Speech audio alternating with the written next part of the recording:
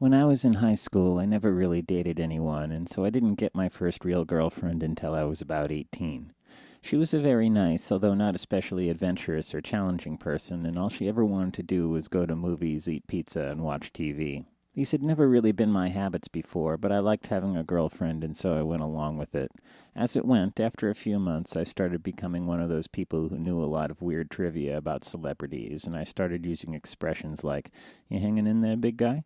Or if I wanted to make conversation, I'd say something like, "Oh, that David Letterman, he's a quick one." The next girlfriend I had was kind of difficult and volatile, and she got mad at me for pretty much everything I did, until basically I didn't have the slightest idea what my tastes or opinions were anymore. Anyway, so then I became one of those boyfriends who had no ego whatsoever, and I would say stuff like, "Oh no, I don't mind, dear.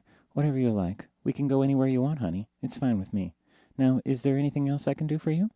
But then I went out with this girl who was super insecure and self effacing, and she liked me a lot and complimented me all the time and went along with anything I wanted and would get really jealous whenever another girl even talked to me. So then it became pretty easy to become one of those king boyfriends who hums the Wanderer and Ramblin' Man to himself, and I assumed that girls were checking me out wherever I went, even though they probably weren't. Some of the others of note are when I went out with this goth girl, I was the guy who never took his headphones off, and I would always bow my head down and look like this if he happened to take my picture. And when I went out with this girl from Europe, I would only watch movies with subtitles, and I got kind of obsessive about baguettes and different kinds of cheese. And when I went out with this sociology major, I became very bitter and pissed off at I don't know what, but it had something to do with global multinational corporations.